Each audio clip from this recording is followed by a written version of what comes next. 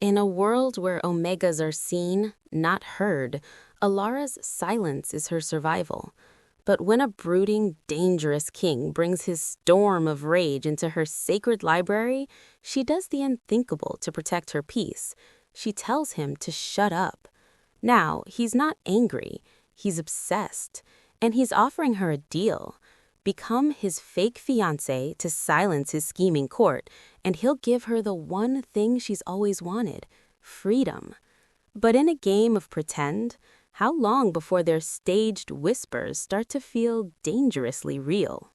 The Grand Library of Viridia wasn't just a building, it was a tomb for whispers, a sanctuary where the only approved sounds were the turning of a page or the soft scratch of a quill. For Alara, it was the only place she could breathe. As an Omega in a world ruled by the sharp tempers and sharper claws of alphas, her life outside these stone walls was a careful dance of lowered gazes and silenced opinions. But here, among the endless shelves, she was the keeper of knowledge. She was in control. The peace was hard won, especially during the Grand Convergence, when alpha dignitaries from every territory flooded the capital, their egos and antagonisms swelling the city's tension to a breaking point. Alara had spent the evening meticulously restoring a water-damaged atlas from the Southern Isles, her world narrowed to the careful brush of her tools and the soothing smell of old paper and lavender oil. It began with a tremor. A low, rhythmic vibration through the flagstones, followed by the unmistakable aggressive cadence of heavy boots pacing on the marble mezzanine above. Thud, thud, thud. The sound was an invasion, a violent tear in the library's tranquil fabric. Alara's hand, steady while repairing a century-old coastline, began to tremble. She set down her brush, taking a slow, censuring breath. It was probably some lordling, too full of wine and self-importance to respect the rules. He would leave soon. He did not leave. The pacing continued, a relentless, angry tattoo that echoed in the vaulted silence. Then it morphed. The footsteps stopped, replaced by a sound that coiled around her spine like ice. A growl. Not the playful rumble of a shifting pup, but the deep, visceral warning of a dominant alpha pushed to the very edge of his control. It was a sound of contained violence, so potent she felt it in her teeth. Fear, cold and instinctual, flooded her veins. Every Omega instinct screamed at her to make herself smaller, to flee, to hide. She looked at her atlas, at the delicate work now impossible to focus on. A hot, unexpected spark of anger cut through the fear. This was her domain. This sacred quiet was her only armor, her only solace, and some arrogant, entitled alpha was shredding it to pieces. The growl deepened, grating against her nerves. It wasn't just noise, it was oppression. It was the sound of the world outside crashing through her one safe wall. Before her courage could desert her, she stood. Her chair made no sound on the thick rug. She walked, her soft-soled shoes silent, toward the wrought-iron spiral staircase that led to the restricted upper levels. The air grew colder as she climbed, the growl now a physical presence, thick with the sense of storm-wet earth and burnt ozone. At the top, she saw him, a massive silhouette, a cutout of darkness against the night sky through the arched window. King Kieran Thorne. She knew him from the severe portraits in the gallery. In person, he was more. He was tension given form, his broad shoulders rigid, one clenched fist resting on the stone railing. Another rough, aching growl ripped from his chest, and the glass in the lanterns nearby shivered. Without a single thought for the insanity of it, driven by pure, unadulterated fury at the violation of her peace, Alara stood. She did not curtsy, she did not lower her eyes. She stopped within 10 feet of the most dangerous man in the kingdom, drew herself up to her full height, which barely brought him to his chest, and spoke. "You need to leave." The growl cut off as if severed. The silence that followed was absolute and terrifying. Slowly, with a predator's lethal grace, King Kieran Thorne turned. His eyes were not the cool gray from his portraits.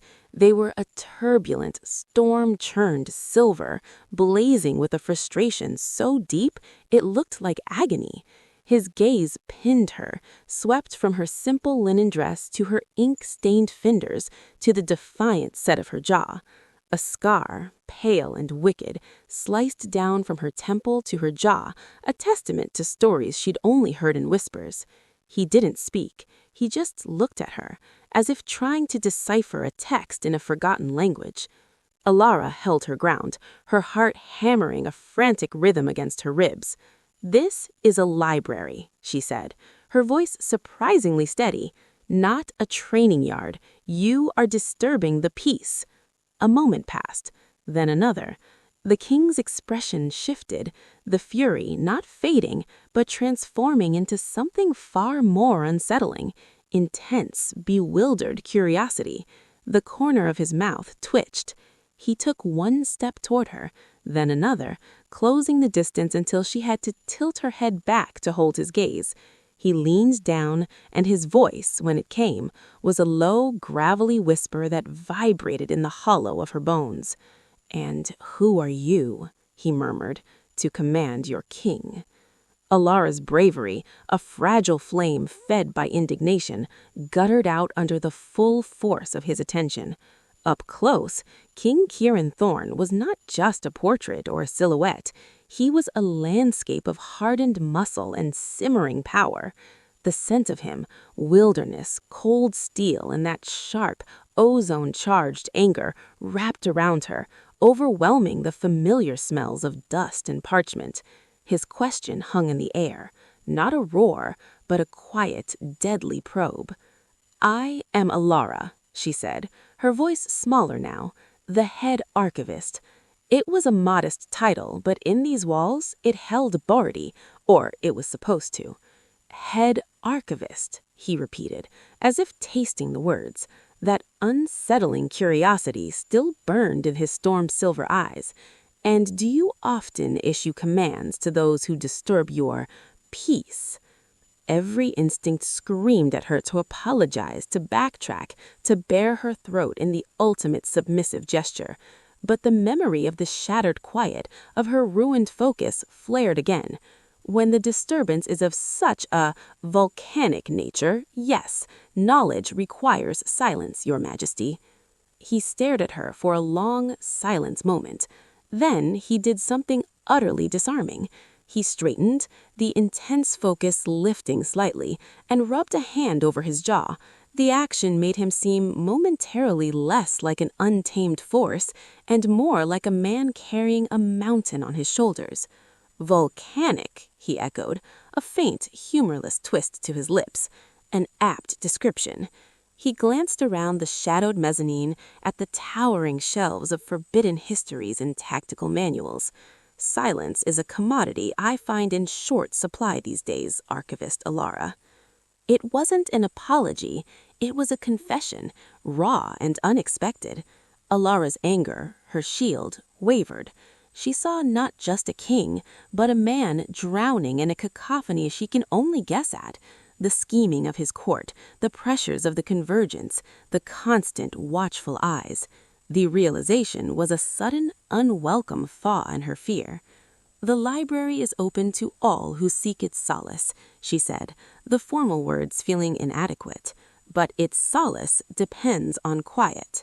He looked back at her, that analytical gaze returning. "You are not afraid of me." It was an observation, tinged with wonder. "I am terrified of you," Alara admitted quietly, the truth escaping before she could cage it.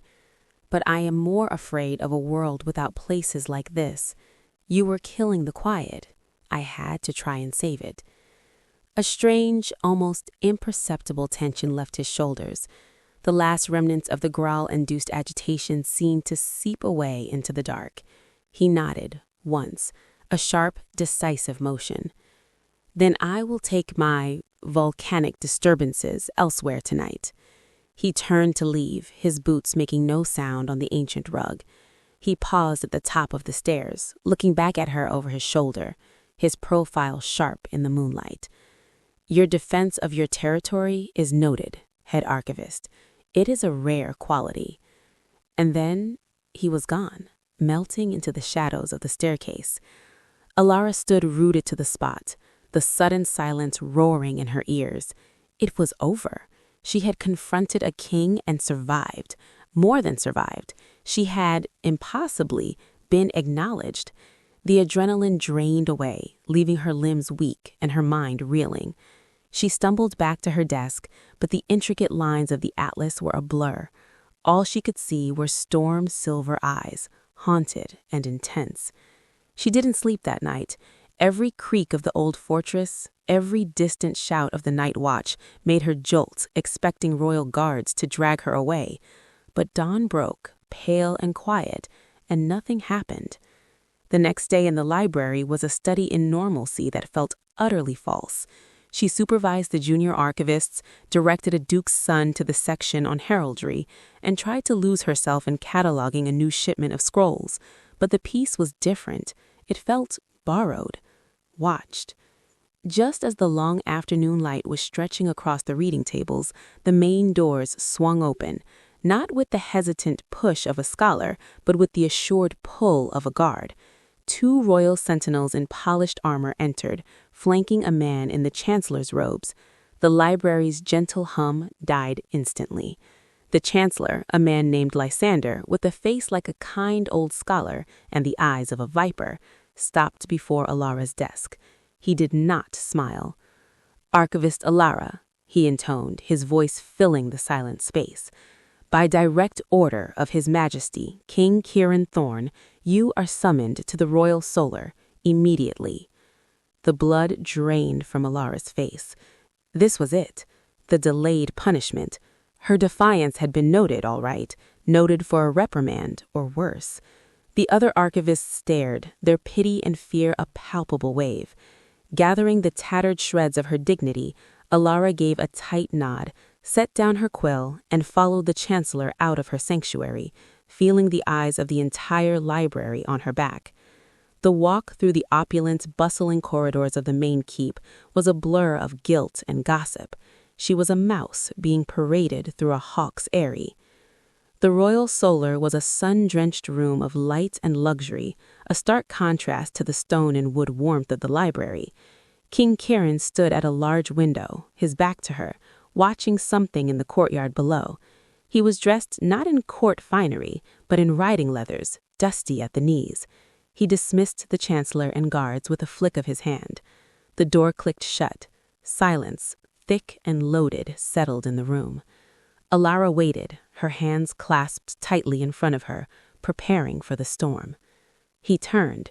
His eyes found hers, and there was no fury in them today, only that same relentless, calculating focus. "Archivist," he said, "tell me, what do you know of the political standing of the Western Alpha, Lord Braden?" The question was so utterly bizarre, so far from any rebuke she had imagined, that her mind went blank for a moment. This was a test, a cruel intellectual game before the punishment. I know what is in the public treaties and the historical ledgers, Your Majesty," she said carefully, "which is that he is powerful, wealthy from gem mines, traditionally an ally, but his loyalty has been circumstantial. He has a pack of 7 grown sons, all ambitious. His last official correspondence, 6 months ago, complained about tariffs on luxury goods." Kieran's eyebrow lifted slightly. "You remember the subject of his complaint." It was a notable shift from his usual concerns about border security. It suggested his priorities were changing towards comfort over duty. The words came automatically, the analyst in her overriding the terrified Omega. The king studied her for a long moment. Then he gestured to a large table strewn with maps, scrolls, and sealed letters. "Lord Braden is downstairs. In an hour, he will sit in that council chamber and, backed by 3 other lords, will publicly challenge my right to levy a new tax for the Eastern Road repairs. He will call it greed. He will appeal to the other alphas' pride and pocketbooks. He will try to paint me as a king who burdens his people for personal gain. Alara's mind raced, connecting the dots. The road repairs were vital for trade and military movement. Undermining them weakened the kingdom's infrastructure and the king's authority. He's creating a crisis to force a concession, something bigger than tariffs. A grim smile touched Karen's lips. It held no warmth, only a sharp approval. Precisely. I spend my days surrounded by voices, sycophants who say yes, rivals who say no, generals who see only battlefields, and ministers who see only coins. Not one of them, he said, his voice dropping, has the clarity to simply look at the information and see what is actually there, as you did last night. You saw a disturbance of peace, not a king, not a threat, just a problem to be solved. He stopped in front of her. I am offering you a position, Alara, not as an archivist, as my royal analyst. You will sit in that council chamber, you will listen to the lies and the posturing, and you will tell me what you see. You will be my voice of quiet reason in a room full of noise. Alara's world tilted. This wasn't punishment. It was an unimaginable, dangerous promotion. To sit among alphas, to speak in the king's ear, it was social suicide, or worse. Your Majesty, I'm an Omega. My place is not in a council chamber. It would be an affront. It would undermine you. Your place, Karen said, his tone leaving no room for argument, is where I say it is. They will see an Omega and underestimate you. That is the advantage. Your mind is the weapon. Will you wield it? He was offering her not just a job, but a role in history, a chance to use her mind, her greatest asset, on the world stage. The fear was paralyzing. The opportunity was terrifyingly luminous. What would be my first analysis? King Kieran's smile turned razor sharp. He picked up a letter from the cable and handed it to her. It was Lord Braden's formal complaint about the tariffs. Tell me, archivist, what is the real play? Alara took the parchment, her fingers steady. The fear was still there, but it was now fused with a thrilling, terrifying sense of purpose. The quiet librarian was being asked to decipher the loudest game in the kingdom. Alara held the parchment like a live coal. The formal script was elegant, the complaints about tariffs meticulously detailed. It was a masterpiece of petty grievance masking a deeper strike. The king watched her, a statue of waiting intensity. She forced herself to breathe, to step back from the precipice of panic. This was just another text, a problematic, dangerous text, but a text nonetheless. She focused on the words, then looked beyond them. The language, she began, her voice finding its steady, archival cadence. It's unusually florid for Lord Braden. His previous petitions, which I catalogued last year regarding border patrol funding, were blunt, military in tone. This, she scanned the lines again, reads like it was crafted by a court poet. It's designed to appeal to emotion, to a sense of traditional alpha rights being eroded. Kieran gave a curt nod. My chancellor said the same. He hired a new scribe. Alara shook her head slowly, her mind making connections like linking threads in a tapestry. It's not the scribe, it's the audience. This isn't written for you, Your Majesty. It's written to be read aloud, to be performed in the council chamber. She looked up, meeting his gaze. You said he's backed by 3 other lords. Who are they? Alamic of the northern fens, Gregor of the southern marches, and Silas of the eastern plains. Alara's mind flew to the genealogical rolls in trade ledgers she'd indexed. Alaric's lands are rich in timber, but the rivers to transport it are slow. Gregor breeds the finest war horses, but his pastures have been plagued by a strange blight for 2 seasons. Silas, his people are herders. Their wealth is in livestock, not coin. And, Kieran prompted, leaning slightly forward, and a tax for road repairs. Alara's eyes widened as the pieces clicked into a devastating whole. It's not about the tax, it's about the roads.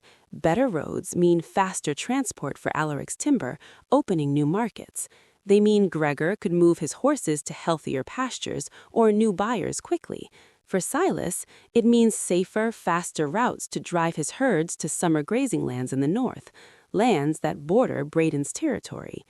She set the letter down, her heart pounding with the thrill of discovery. Braden isn't rallying them against a tax. He's promising them something.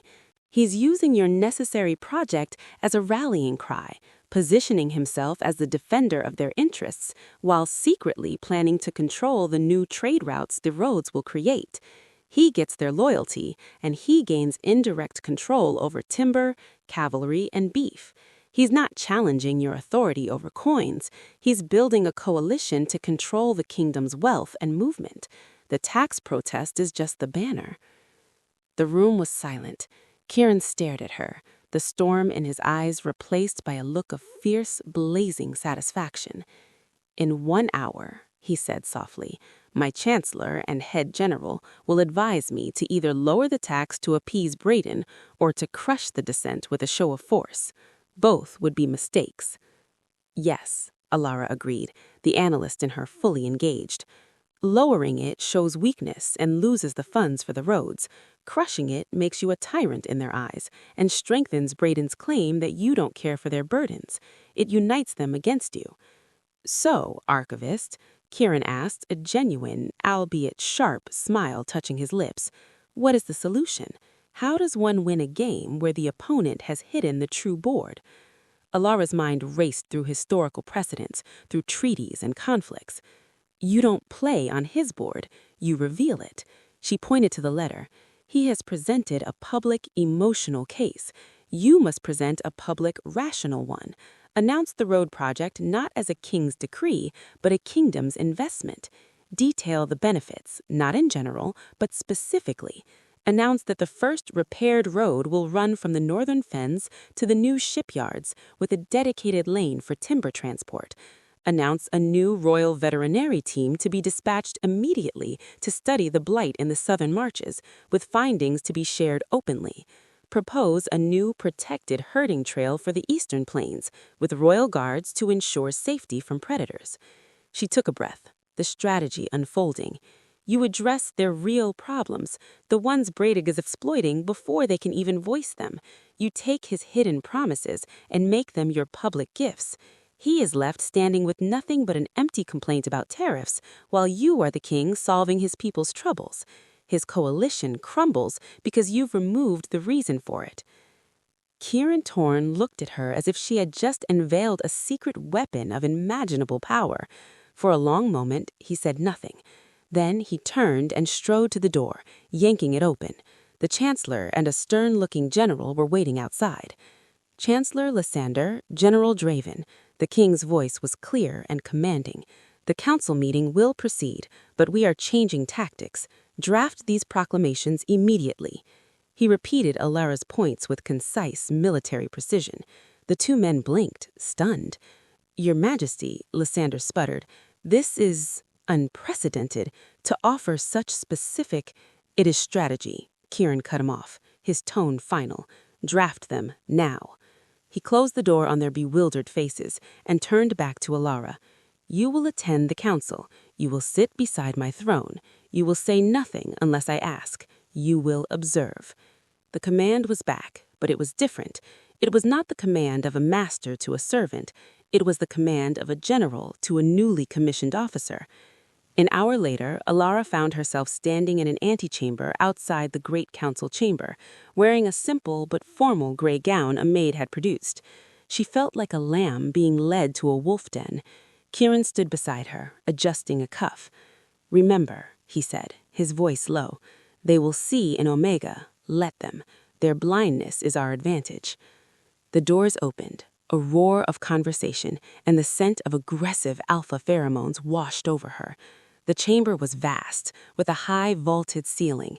A semicircle of tables faced the raised dais, where two thrones sat, one large and ornate, the other smaller, meant for a queen. It was empty. Every head turned as King Kieran entered. The talk died to a murmur. Then the murmurs sharpened into whispers as they saw her following a pace behind. She felt the weight of their stares, confused, dismissive, hostile. She kept her eyes on the back of leather-clad shoulders, following him to the dais. He did not sit in the large throne. He stood before it, a gesture of a king at work. To the audible shock of the room, he pointed to the smaller queen's throne. "Sit there, Analyst Alara." A wave of stupefied silence, then a hissed intake of breath. Her legs felt like water. Sitting on the queen's throne, it was a provocation of monumental scale. She met Kieran's gaze. His eyes held a silent command. "Trust me." Swallowing every instinct to flee, Alara walked to the ornate chair and sat, perching on the very edge. The whispers exploded. At the central table, a large, florid-faced alpha with a magnificent white beard, Lord Braden, glowered, his initial confidence visibly shaken by this bizarre move. The council began. Braden stood, launching into his prepared performance with the tariff letter. He was every bit the wounded patriarch, his voice booming with righteous indignation. Lords Alaric, Gregor, and Silas nodded along, their expressions grim. Alara listened, but she also watched. She saw the calculating glint in Braden's eyes as he gauged the room's reaction. She saw the genuine worry on Silas's face, the man more concerned for his herds than politics. She saw the way the other lords, not part of Braden's coalition, watched Kieran, waiting for his reaction. When Braden finished, a heavy silence fell. All eyes turned to the king. Kieran did not speak immediately. He let the silence stretch, building tension. Then he began to talk, not about tariffs. He spoke of the kingdom's bones, its roads, its rivers, its people. He announced the road project, and as he detailed the specific benefits for the northern fens, Lord Alaric's scowling confusion melted into stunned attention. When Kieran mentioned the royal veterinarians for the southern marches, Gregor leaned forward, his hand freezing on his tankard. As the king described the protected herding trail, Silas's shoulders, which had been hunched in defensive anger, slowly lowered. Kieran presented not a rebuttal, but a vision where the king wasn't a taker, but a builder. He addressed their deepest fears and needs before they could even be weaponized. He took his hidden promises and made them your public gifts. He is left standing with nothing but an empty complaint about tariffs, while you are the king solving his people's troubles. His coalition crumbles because you've removed the reason for it. Kieran ended his address and turned, for the first time, to Alara. "Analyst Alara, does the historical record show any precedent for such infrastructure leading to unrest?" Every eye in the room swiveled to her. The weight of their collective gaze was a physical pressure. She could smell their surprise, their condescension, their alpha disdain waiting to pounce. She clasped her hands tightly in her lap to hide their trembling. She lifted a chin, and when she spoke, her voice was clear and carried the quiet certainty of the library. "No, Your Majesty. Historically, the only unrest connected to road building occurred when the benefits were hoarded by a few. Transparency and shared benefit, as you have outlined, have always led to greater stability and loyalty." She cited two specific examples from the reign of his grandfather, her archival memory serving her perfectly. It was a simple statement of fact, but in that charged room, from the mouth of an Omega on the Queen's throne, it was a thunderclap. It framed Kieran's plan not as innovation, but as wise historical precedent. Lord Braden slammed a fist on the table. "This is a farce. To have an Omega advise this council." "This Omega," Kieran's voice cut through like a whip, cold and absolute, "just provided more insightful counsel in one morning than this entire chamber has in a month. The matter is settled. The proclamations will be issued. This council is adjourned." He didn't wait for a response. He stepped down from the dais and strode toward the doors, pausing only to look at Alara. A single imperative glance. Heart still hammering, Alara rose from the Queen's throne and followed him, leaving a room full of powerful, furious, and utterly bewildered alphas in her wake. She had survived. More than that, she had, in some small way, won. But as she walked back through the corridors, the king's silent, powerful presence ahead of her, she knew the battle was far from over. She had just made herself the most visible target in the kingdom. The victory in the council chamber was Pyrrhic and short-lived. Elara wasn't naive. She knew her sudden elevation would cause waves. She didn't expect a tsunami. It began with the silence. The deferential nods from the junior archivist turned into hushed conversations that stopped when she entered a room. The scholars who used to debate theories with her now offered tight, formal smiles before finding urgent business elsewhere. In her own sanctuary, she had become a walking disruption. The loneliness was a colder, deeper quiet than any she'd known. Outside the library, it was worse. The court was a machine of whispers, and she was its new fuel. The stories spun in the grand salons and echoing hallways were more creative than any epic poem in her care. She was the king's secret mistress, installed on the queen's throne as a brazen signal. She was a witch, having enchanted him with herbs slipped into his wine. She was a puppet of Chancellor Lysander, a harmless face to disguise his tightening grip on power. The most persistent and the most dangerous rumor was the simplest. She was a cunning social climber, an Omega exploiting a moment of the king's strange fancy to grasp at power far above her station. Lord Braden, thwarted and humiliated, became the ringleader of this quiet persecution. He never addressed her directly. Instead, he perfected the art of the poison's compliment, delivered just loudly enough for her to hear as she passed.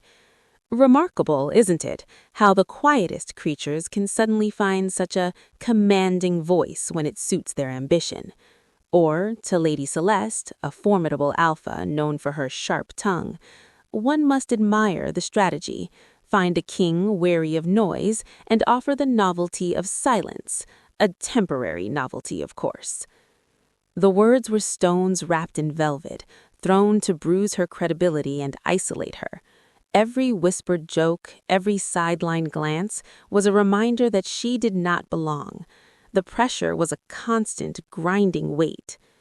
King Kieran was not oblivious. He moved through the court like a prowling shadow, his presence often scattering gossipers as if he were a gust of wind. He began summoning her to his strategy room daily, not just for council preparations, but for long discussions on history, economics, the characters of various nobles. It was an intensive, unspoken education. He was arming her mind against the war she was in. One evening, after a particularly grueling session where he drilled her on the complex trade alliances of the coastal barons, she finally broke. The strain of the day, the hissed word upstart from a passing duchess, the aching isolation, it overflowed. "Why are you doing this?" The question burst from her, raw and tired. She gestured around the room filled with maps of his kingdom. "You have generals for war, chancellors for law, spies for secrets. You don't need a librarian to tell you Lord Braden is a spiteful, ambitious man. Everyone knows that. All you've done is paint the largest target in the world on my back for no strategic gain I can see." Kieran, who had been leaning over a map, straightened. He didn't look angry. He looked considering. "Is that what you believe? That there is no gain?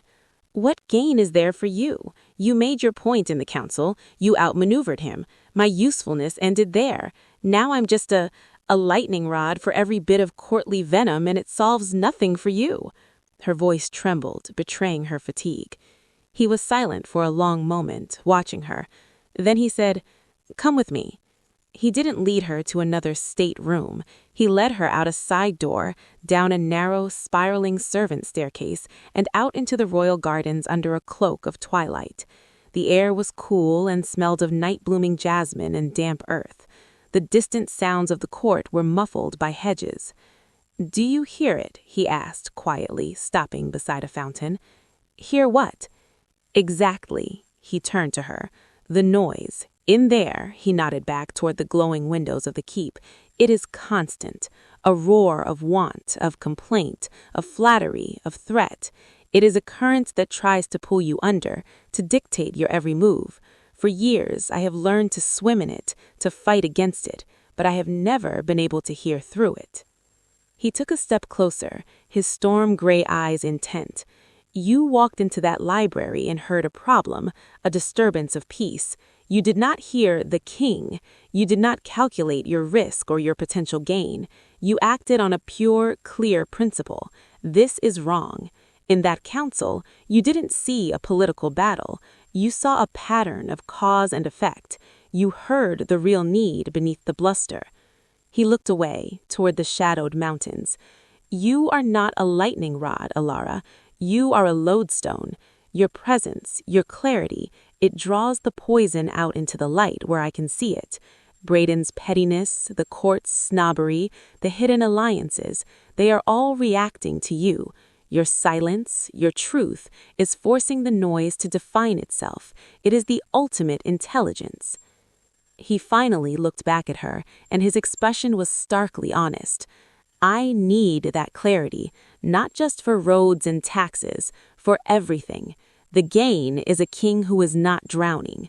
The gain is a chance to rule by reason, not just reaction. Is that a sufficient reason to bear the venom?" Alara stared at him, the cool garden air clearing the heat of frustration from her mind. He wasn't using her as a tool. He was asking her to be an anchor. The realization changed everything. The whispers weren't just attacks. They were proof his strategy was working. The isolation wasn't just punishment. It was the necessary distance in a strategist. The weight didn't disappear, but it transformed. It was no longer the crushing burden of being a victim. It was the heavy, purposeful responsibility of being a key player. "It is a reason," she said quietly, her voice steady once more. "But I cannot fight whispers with logic alone. I need to understand the battlefield better." A slow, approving smile touched his lips. "Then tomorrow, your education changes. We stop looking at maps of territories. We start looking at the map of the court, starting with the most dangerous piece on the board, who is not Lord Braden." The most dangerous piece, Kieran revealed the next day, was Lady Celeste. "Braden is a blunt instrument," Kieran said, spreading a schematic of the court's social connections on the table, a map Alara had never seen, detailing alliances, grudges, and secret debts. "Lord pledged fealty to all of the senior nobles at some point, and virtually everyone owes him favors. I need to know what those favors are. She has been the uncrowned queen of this court since my father's time. She wields influence not through land or soldiers, but through secrets, favors, and the ruthless orchestration of reputation." He pointed to a web of lines connecting her name to dozens of others. "She approved of you at first, saw you as a fascinating diversion, a way to undermine Braden, whom she despises. But your continued presence, your seat beside the throne, it challenges her domain. You represent a new, unknown source of influence. She cannot control you. Therefore, you must be neutralized." "How?" Alara asked, studying the intricate web. "Not with a frontal assault.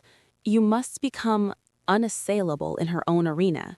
She trades in social capital. We must build yours." Thus began Ilara's second, more subtle education. Kieran, through a network of loyalists, began to feed her information. Not state secrets, but social ones. He made sure she was the first to know of Lady A's daughter's secret, respectable engagement to a scholar, not the fortune hunter the court assumed. He had her, coincidentally, find a rare, out-of-print book of poetry that Lord B had been searching for years. A carefully placed comment from Ilara to a junior archivist about the fascinating, underappreciated hydraulic engineering in the estate of the prickly Duke C found its way to the Duke's ears, flattering him profoundly.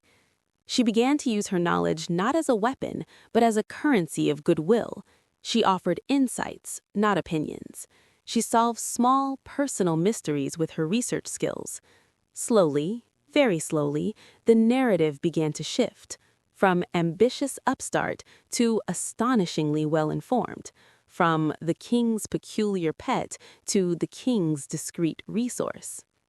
Lady Celeste watched this with the keen eyes of a raptor. Her initial dismissive curiosity turned to sharp assessment. The test came at the midwinter ball. It was the grandest event of the season. Elara wore a gown of deep emerald, simple in cut but rich in fabric, a gift from the king that was impossible to refuse. She felt like an exhibit as she entered. Kieran did not have her sit on the dais this time. He simply entered with her on his arm, a clear signal, then released her into the wild of the court. She was quickly surrounded, not by friends, but by the curious and the calculating. Then Lady Celeste glided over. She was a vision in silver, age and authority worn like armor. "My dear archivist," Celeste said, her voice like honeyed wine, "how novel to see you here. One hears you have been making quite the study of us all. Tell me, what is your analysis of the evening's decor?" She gestured vaguely at the extravagant ice sculptures. It was a trap. To comment on the decor was to enter the shallow feminine discourse Celeste believed was her territory, where Elara would flounder. To refuse was to be rude. Elara smiled, a small, polite thing. "The craftsmanship is exceptional, my lady. It puts me in mind of Master Gilroy's treatise on ephemeral art in the southern kingdoms, which described the use of ice to celebrate temporary beauty as a metaphor for seizing the present moment. A rather poignant theme for a midwinter ball, I've always thought." There was a beat of silence. Celeste's eyes narrowed slightly. Elara had not commented on the beauty or the cost. She had reframed it as an intellectual and philosophical concept, citing a source, placing herself firmly in her domain of knowledge, while gracefully acknowledging the event. It was a perfect, unassailable parry. Before Celeste could formulate her next move, a commotion erupted near the doors. A young, flustered-looking beta page was trying to calm a distraught Omega woman in servant's attire. Miss Leela, Elara recognized, a maid from the archives who helped with cleaning. She was weeping, pointing a trembling finger at a smug-looking young lordling, Theron, a known troublemaker and cousin to Brayden. "He took it," Leela sobbed. "My mother's locket, the only thing I have left of her." Theron laughed, holding up a simple silver chain. "Found it on the floor, finders keepers, girl. Probably fell off while you were dawdling." A hush fell. It was a cruel but common petty tyranny. No one would champion a weeping maid against a lord's son. The court watched, amused or indifferent. Elara saw Kieran start to move from across the room, his face darkening. But intervening would be the king crushing a gnat beneath his dignity and escalating the scene. Without a word, Elara walked away from Celeste and the stunned circle of nobles. She walked directly to the weeping maid and placed a gentle hand on her shoulder. Then she turned to Theron. "Lord Theron," Elara said, her voice calm and carrying, "how public-spirited of you to retrieve a lost item. Miss Leela has described the locket to me on several occasions while she worked. A silver locket with a flawed emerald on the front, and inside, a miniature portrait of a woman with a scar above her left eyebrow. Is that the one?" Theron's smug smile faltered. He hadn't opened it. He fumbled with the clasp, popped it open, and paled. The description was perfect. I was just about to return it," he stammered, the entire court now his audience. "Of course you were," Elara said, her tone neither accusatory nor forgiving, simply stating fact. She took the locket from his limp hand and placed it in Leela's. "Your mother's eyes were kind, Leela. I see them in yours." She guided the stunned maid towards the doors. As she turned back, she found Lady Celeste standing nearby. The older woman's expression was inscrutable. She looked from Elara's face to the retreating maid, then back. An interesting intervention. Not political, not strategic, simply correct. "It was just," Elara replied. Lady Celeste studied her for a long moment, then gave a slow, deliberate nod. It wasn't a smile. It was an acknowledgement, a transfer of respect. "Yes," she said finally, "it was." Then she turned, and with a pointed look at the humiliated Theron and his glowering Uncle Brayden across the room, glided away. Ilara had passed the test, not by fighting on Celeste's terms, but by defining her own. She had shown that her influence would be based not on fear or favor, but on perceptive truth and unexpected compassion. She had just earned the wary respect of the most powerful social force in the court, and she had done it without the king saying a word. The fragile equilibrium Ilara had built was shattered 2 weeks later by an act of real, tangible treason. The Treaty of Whitecliff, a delicate, years-in-the-making agreement with the maritime nation of Astoria, guaranteeing vital grain shipments in exchange for mining rights, disappeared from the locked treaty room adjacent to the king's study. Only 3 copies existed. One was to be sent to Astoria, one for the royal archives, and the master copy was for the king's seal. Its loss was catastrophic. Without it, the agreement was void. The Astorian envoy, Lord Marin, was threatening to sail home within days. The grain was needed to avert a famine in the southern provinces. Suspicion fell like a guillotine blade. The only people with access were the king, Chancellor Lysander, General Draven, and, as of her new role, Ilara. A tense, silent council convened in the king's study. The air was thick with accusation. Lysander's lips were pressed into a white line. Draven's hand kept straying to his sword hilt. The Astorian envoy, Lord Marin, glared at them all. "This is an outrage," Marin barked. "Was this a ploy from the start, to secure our concessions, then void the terms?" "There is a thief among us," Lysander said, his gaze flicking for the briefest moment to Ilara. Kieran's face was a mask of cold fury. The treaty did not walk away. It was taken. The question is who and to what end? Ilara's mind, buzzing with panic, forced itself to think. This was not a social game. This was a crisis. Why steal it? To sabotage the kingdom? To sell it to a rival? The obvious suspect was Brayden or one of his allies, to create chaos and make Kieran look incompetent. But something felt wrong. It was too obvious, too clumsy for Brayden, who preferred legalistic maneuvering, and it hurt the southern lords he was trying to woo as much as anyone. "Your Majesty," Ilara said, the title formal in the tense room, "may I examine the treaty room?" Lysander scoffed. "To what end? To look for clues like a city watchman?" "To understand the text that was taken," Ilara said, meeting his gaze.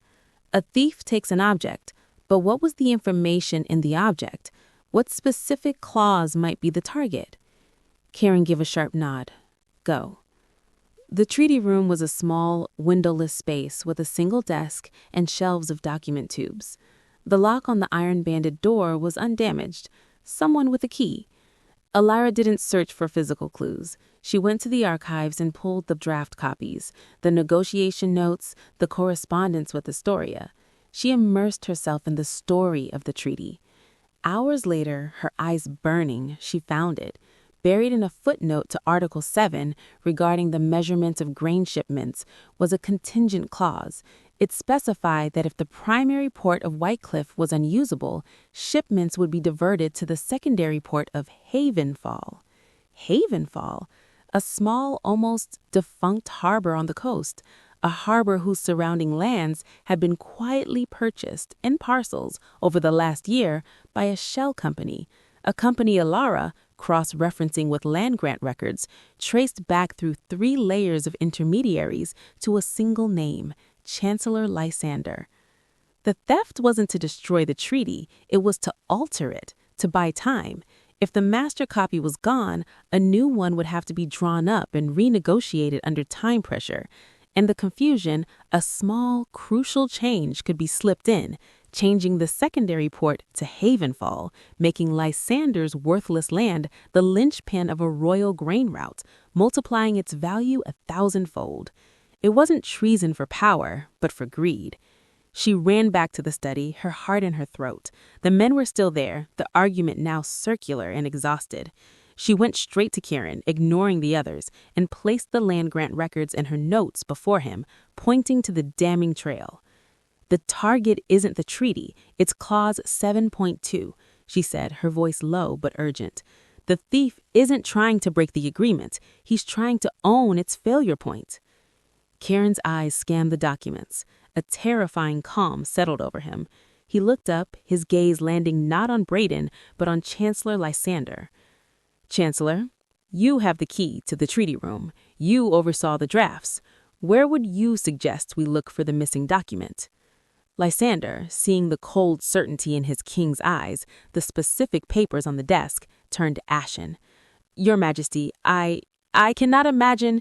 You can, Kieran said, rising to his feet. General Draven, secure the Chancellor.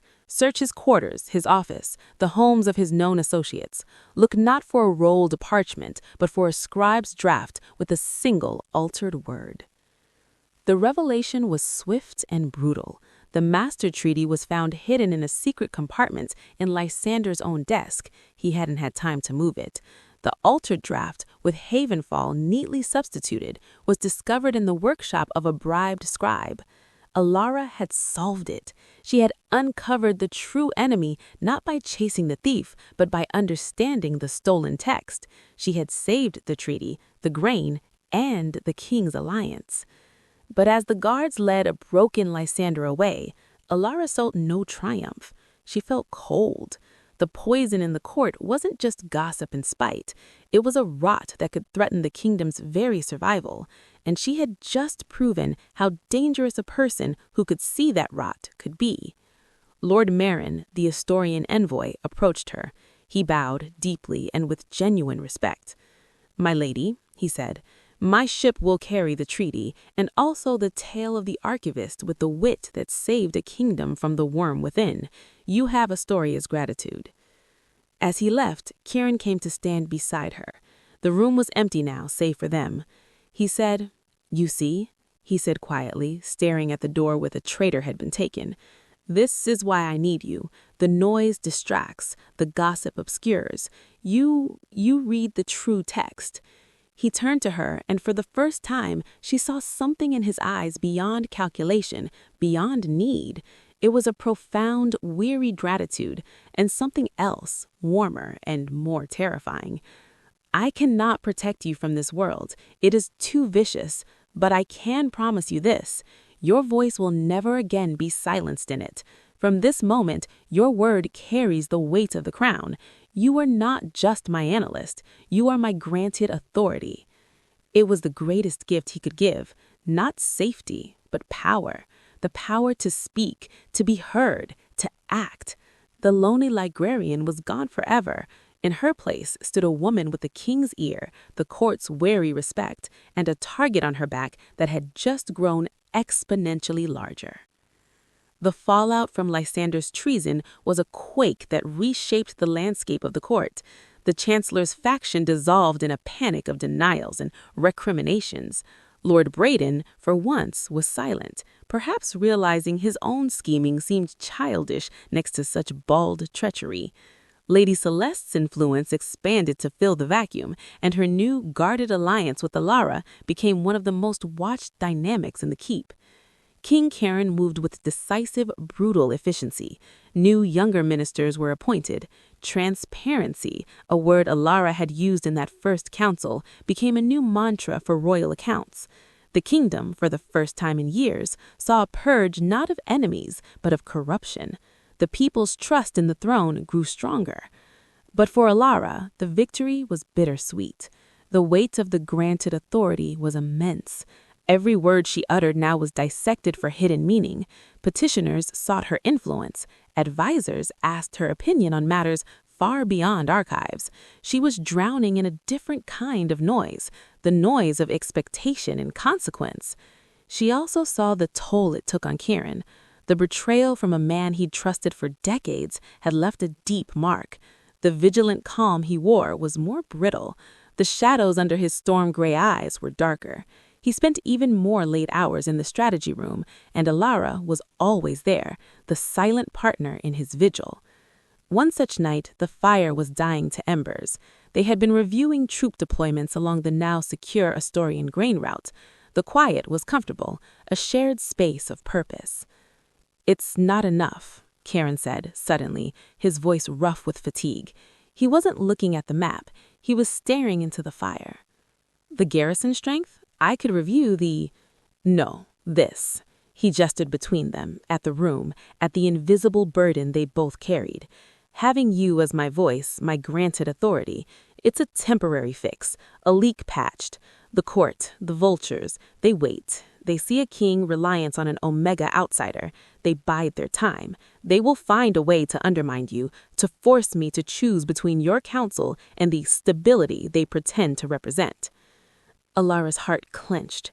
Then I will be more careful. I will stay farther in the background. That would waste you, he said fiercely, finally looking at her. And it would be a lie. Your place is not in the background. Your place is... He stopped, struggling for the words. The truth you see, the clarity you bring, it shouldn't be a whispered secret in a strategy room. It should be foundational. He stood up, pacing before the hearth like the caged wolf he sometimes was. They respect power. They understand alliances. They only recognize strength when it is formalized, legible in their own shallow code. A cold dread began to creep up Alara's spine. "What are you saying, Your Majesty?" He stopped pacing and faced her. His expression was utterly serious, stripped of all kingly mask, showing only the weary, determined man beneath. "I am saying that I need you at my side, not as an advisor who can be dismissed, not as an authority that can be revoked, but as a partner whose position is unassailable." He took a step closer, his gaze holding hers captive. "Marry me, Alara." The words hung in the air, more shocking than any accusation of treason. The world seemed to tilt on its axis. Alara could only stare, her mind utterly blank. He saw her shock and pressed on, his voice low and urgent. "It is not a romantic proposal. It is a strategic one.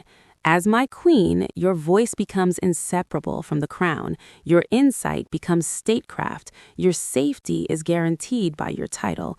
The court's gossip turns to protocol. We would be a united front. You could build the libraries, the schools, the systems of knowledge you've spoken of. You could change the kingdom from its very core, with the power to do so." He was offering her everything, a purpose on a grand scale, protection, the ability to turn her love for knowledge into tangible good for everyone, and he was offering it in a frame she could understand, a partnership, a merger of minds for the benefit of a nation. But the price was her entire self. She would no longer be Alara the archivist. She would be Queen Alara, a symbol, a piece on the board forever. The quiet life she'd once cherished was gone, but this was a gilded cage of unimaginable scale. "You ask me to become the ultimate text for you to decipher," she whispered, her voice trembling. "A queen? I don't know how to be that." "I am not asking you to be a traditional queen," he said, taking her hand. His touch was warm, grounding. "I am asking you to be you. The woman who shushes kings and finds truth in footnotes. The woman who sees the pattern in the chaos. Be that, but do it with the authority of a crown. Let us build a new kind of rule together, one based on your quiet and my strength." He wasn't speaking of love. He was speaking of respect, of need, of a profound meeting of minds. It was, in its own way, more compelling than flowery professions. It was real. It was based on who she truly was. He was offering her a choice. Step back into the shadows of a scarred life, or step forward into the blinding light of a shared destiny with a man who saw her not as an omega, but as the other half of a necessary whole. The embers crackled in the hearth. The weight of the kingdom, of his steady gaze, of the future pressed upon her. The silence after his question was a vast, echoing chasm. The crackle of dying embers was the only sound. Alara's mind, usually a sanctuary of ordered thought, was a whirlwind. Queen. The word was foreign, heavy, terrifying. To be bound not just by duty, but by law and ceremony to the most powerful, most isolated man in the kingdom, to trade her name for a title. She looked at their joined hands, her ink-stained fingers resting in his broad, calloused palm, a scholar's hand in a warrior's grip. The symbol was undeniable. "You see a partnership," she said, her voice finding its strength amidst the tumult. A marriage, even a strategic one, is not a treaty. It cannot be undone if the terms become unfavorable. It is permanent. I am aware, Kieran replied, his gaze unwavering. I would not offer it if I believed the terms would become unfavorable. Our strengths are complementary. My authority protects your vision. Your vision gives my authority purpose beyond mere survival. It is a sustainable alliance. Sustainable? He used the word like an architect describing a bridge. It was so like him, so devoid of the poetry the court would expect, and yet, to her, more honest than any sonnet. I have conditions, Alara stated, pulling her hand gently from him. She needed to think, to negotiate, to find solid ground. This was the most important analysis of her life. A flicker of something, respect, anticipation, crossed his face. Name them. First, she said, pacing slowly before the fire, mirroring his earlier path, my work continues. I remain head archivist in title and function. The Royal Library and all satellite archives fall under my purview with a budget I control. Knowledge must remain free and accessible, not a tool locked in a royal vault. Granted, he said without hesitation. Second, no traditional lavish ceremony, a simple legal declaration before the necessary witnesses. The money saved goes to the first of the public libraries we will build in the southern provinces, where the famine was just averted. His lips twitched. Practical, and a powerful first act as queen. Agreed. Third, she turned to face him. This was the hardest condition. This remains a partnership of minds and purpose. In public, we will present the unity you require. In private, we redefine what this means for ourselves. No expectations beyond mutual respect, honesty, and the shared goal of governing well. She was asking for a marriage in name, but a deep binding friendship in truth, a shield against the world, not a chain to each other's private hearts. Kieran studied her for a long moment. The firelight danced in his gray eyes. You ask for a room of your own within the marriage, he said finally. Yes. And if in time the door between those rooms were to open, he asked, his voice unusually quiet. Alara's breath caught. That was a variable she dared not to calculate. That, she said softly, would be a choice for the future, not a condition of the bargain. We build a foundation of trust first. Everything else we see. He nodded slowly, accepting her terms. Then my condition is this. You allow me to protect that foundation. You trust my judgment in matters of security, of threat. You do not shut me out if the weight of the crown becomes too heavy for you to carry alone. A partnership means sharing the burden, Alara, not just the glory. It was a fair demand, more than fair. He was offering to be her shield as she was his compass. She took a deep, steadying breath, looking around the strategy room that had become her new world axis. Here, she had found a purpose she'd never dreamed of. Here, with this complicated, storm-tossed king, she had found her voice. Then yes, she said, the words solid and sure in the quiet room. There was no sweeping embrace, no dramatic kiss. The moment was profound in its stillness. Kieran's shoulders, which had been held with rigid tension, eased slightly. A deep, quiet relief washed over his features, followed by that fierce, blazing approval. Then we have an accord, he said, and offered his hand again, not as a romantic gesture, but as a seal on a pact. Alara took it, and they shook. Like two generals finalizing a campaign that would change the map of the world. The announcement when it came was as simple and seismic as Alara had demanded. It was not made at a grand feast, but read as the first order of business at the next open council. King Kieran stood, and in his typical, unadorned style, stated, "To ensure the continued stability and enlightened governance of the kingdom, I will take Archivist Alara as my wife and queen. The ceremony will be a private matter of state. Her authority as royal analyst is hereby made permanent and inseparable from the crown." The chamber erupted, not in cheers, but in a deafening uproar of shock.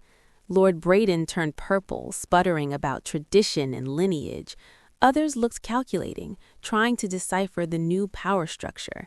Lady Celeste, sitting prominently in the front, simply raised an eyebrow, then offered Alara a slow, deliberate nod of acknowledgement. She saw the strategy, and she respected it. The coronation was even quieter. It took place 3 days later in the oldest, smallest chapel in the keep, with only General Draven, a senior judge, Lady Celeste, and 2 steadfast archive assistants as witnesses. Alara wore not a white gown, but a new version of her preferred style, a dress of deep blue velvet, elegant but simple, with the silver sigil of the archives subtly embroidered at the collar. Chiron wore his formal uniform, no crown. They exchanged no flowery vows. They pledged in clear legal language to uphold the kingdom's laws and each other's agreed-upon rights and responsibilities. The judge declared them married. It was over in 20 minutes. As they walked out of the chapel, now Queen Alara and King Chiron, the reality began to settle. The castle staff lining the corridor bowed deeply, the gesture different now. It was for her. Her first act as queen was to sign the charter for the Southern Star Library, funded by the canceled wedding festivities. The news, spread by writers and town criers, did more to endear her to the people than any lavish parade could have. The Scholar Queen was born in the public imagination that day. Private life was a strange new negotiation. Alara kept her old quarters, now grandly termed the Queen's Solarium, connected by a private passage to the King's chambers. They took meals together when state business allowed, discussing policy, books, and the petty dramas of the court with a frankness that was their new normal. It was a companionship built on intellectual intimacy. Sometimes, late at night, working side by side in the strategy room, she would catch him watching her with that familiar, intense focus, but now it was softened by something that looked like contentment. The first test of their new dynamic came from an unexpected quarter, the royal kitchens. A faction of old guard servants, loyal to the idea of a more traditional, decorative queen, began a campaign of subtle disrespect. Meals for Alara would arrive late or lukewarm. Requests for specific research materials would be misplaced. Alara said nothing. She simply started taking her meals in the archives with her staff and sent her own assistants to fetch materials. She did not complain to Chiron. She refused to make it his battle. He noticed, of course. He always noticed. One evening, he arrived in the archives as she was sharing a simple supper of bread and soup with a young apprentice. "Your Majesty," the apprentice squeaked, scrambling up. At ease, his voice on Alara. "A private word, my queen?" In the hallway, he didn't ask about the kitchens. He stated a fact. "You are being undermined." "It is a small thing. I have handled it." "By retreating?" he asked, not accusingly, but curiously. "By not engaging on their terms. I do not need their approval to be queen. I only need to do the work. They will see that, or they will be replaced by people who can. But it must be my decision, in my time." He looked at her with that mix of wonder and respect. "You are teaching a kingdom how to respect you, not through my command, but through your own constancy." "It is the only way it will last," she said simply. The next day, the king was seen, for the first time, taking his midday meal in the archive's common room, asking the junior archivists about their work. The message was received. The disrespect from the kitchens ceased overnight. Alara had won her first solo battle, not with a decree, but with patience and the unshakable confidence of the king beside her. The foundation was holding. Peace, however fragile, had taken root. The kingdom was prospering. The new public libraries were under construction.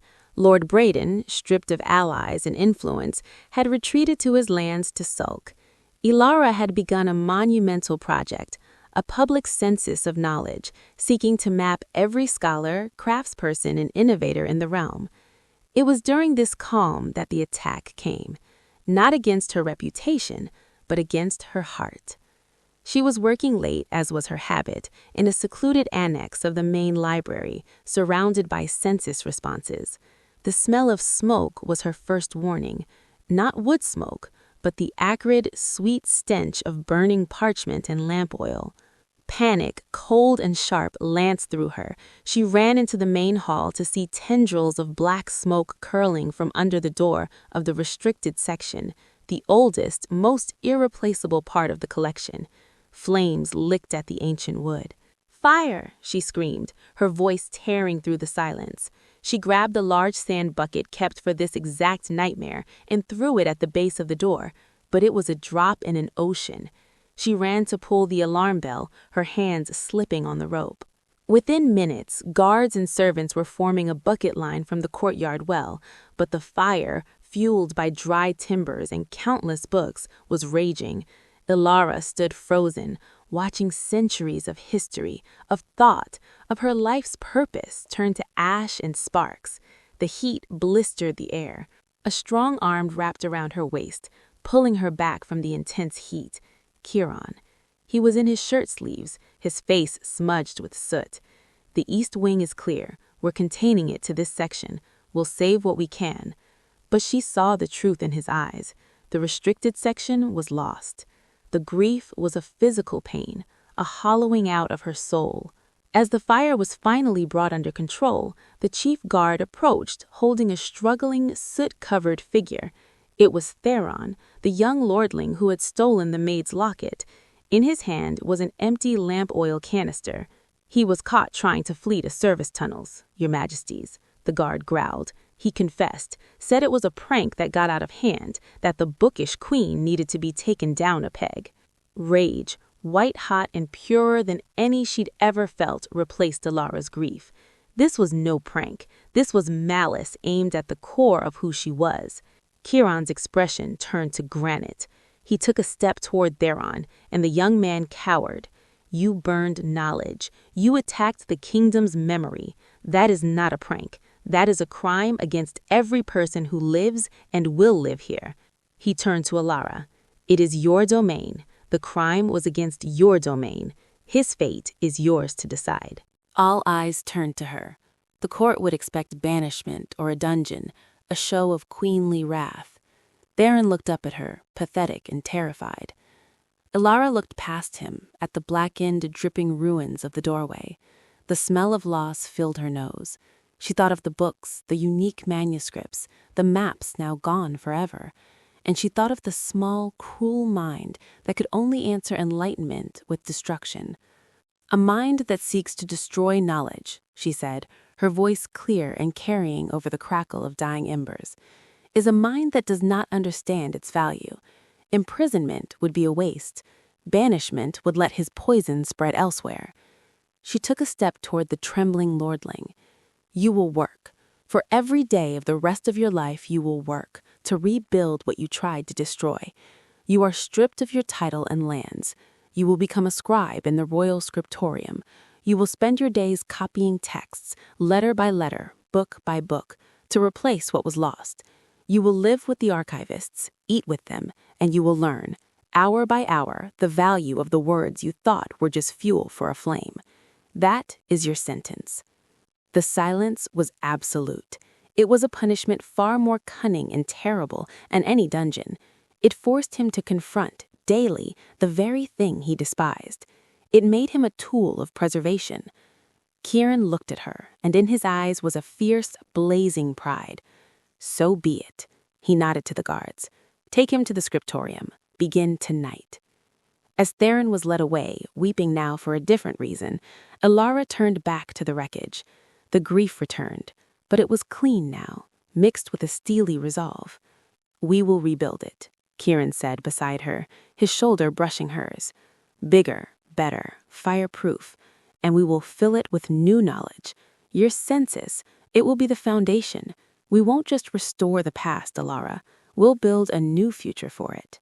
In the ashes of her old sanctuary, with her husband's quiet strength beside her, Queen Ilara saw not just an ending, but a defiant, hopeful beginning. The fire, while a tragedy, became a catalyst. The public outrage over the burning of the people's knowledge, as the archives were now called, unified the kingdom behind their scholar queen in a way politics never could. Donations of books, funds, and skilled labor poured in from every province. The rebuilding of the Royal Library became a national project. Elara and Kieran stood together on the scaffolding of the new structure, its design featuring open spaces, large windows for light, and a revolutionary system of ceramic pipes to contain any future fire. It was a symbol of transparency and resilience. "It feels like a phoenix," Elara mused, looking at the bustling construction below. "It is," Kieran agreed, "and you are the one who ensured it had the will to rise from the ashes." He paused. "The census responses are exceeding expectations. You've tapped into a hunger people didn't know they had." The National Census of Knowledge had revealed a hidden kingdom of genius, a blacksmith in a remote village with a revolutionary bellows design, a farmer's wife with a profound understanding of herbal genetics, a retired sailor with accurate charts of unknown currents. Elara's vision was taking shape, a network of innovation connecting these scattered minds. One evening, reviewing a particularly brilliant treatise on water purification from a miller, she laughed in delight. This could change everything for the northern settlements with brackish water. Kieran looked up from his own correspondence, a soft smile on his face. It was a smile she saw more often now, one that reached his eyes. "See it done. Use the royal seal. Make it so." It was the greatest gift he gave her, the absolute trust to act. Their partnership deepened into a seamless rhythm. They debated, they compromised, they supported. The private passage between their rooms saw more traffic, often for late-night discussions that blurred into easy conversation. The door between rooms he had once mentioned seemed to stand open more often than not. The final vestige of the old court's resistance came from an international quarter. A prince from a neighboring, more traditional kingdom arrived on a state visit. Prince Rohan was all polished arrogance, dismissive of Viridia's experiment with a ruling queen. At a state dinner, he turned his charm on Elara, dripping with condescension. "And do you find time for your little book hobby amidst the tedium of statecraft, my dear queen?" Before Elara could fashion her own polite evisceration, Kieran spoke from the head of the table. His voice was calm, but it carried the weight of a falling stone. "Queen Elara's hobby," he said, locking eyes with the prince, "is the reason your own merchants now enjoy safe passage through our southern passes, due to her engineered roads. It is the reason our grain surplus, organized through our census, is available to stabilize your northern borders' famine. Her little books contain the maps, treaties, and innovations that keep not just our kingdom, but our entire region stable and prosperous." He took a sip of wine, his gaze never wavering. "You would do well, Prince Rohan, to take up a similar hobby. It is far more useful than the one you seem to possess, that of underestimating women of intellect." The table fell silent. Prince Rohan flushed crimson. Elara felt a surge of such powerful, grateful warmth for her husband that it stole her breath. He hadn't just defended her, he had articulated her value to the world in terms it understood, power and utility, and he had done it as her unwavering partner. Later, in their private sitting room, she thanked him. "You didn't have to do that." "Yes, I did," he said simply, coming to stand before her, not as a king defending his queen, but as a man refusing to let anyone disrespect the mind he admires most in this world. He reached out, his hand cupping her cheek, a touch that had become familiar, comforting. "The strategic partnership, it was the reason we began, but it is not the reason we continue, Elara." Her heart hammered against her ribs. The air between them, always charged with mutual respect, now shimmered with something else, something warmer and long unspoken. "What is the reason?" she whispered. He leaned his forehead against hers, the gesture of lichened intimacy and profound connection. "Because somewhere between silencing my growls and rebuilding a library, you became the quiet center of my world, the one place where the noise finally, completely stops. I do not need a queen for strategy. I need you for peace. I love you, Elara." The words were not a grand proclamation, but a quiet truth offered like a priceless manuscript finally unveiled.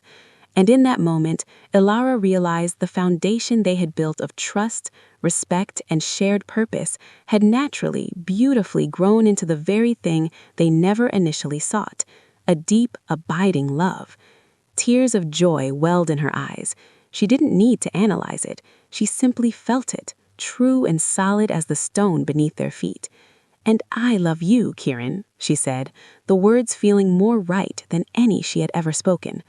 When he kissed her, it was not the kiss of a king claiming his queen, but of a man finally coming home to the one person who truly saw him. It was a promise and a beginning. 5 years later, the kingdom of Viridia was unrecognizable in the best of ways. The network of public libraries, the Starlight Network, was thriving.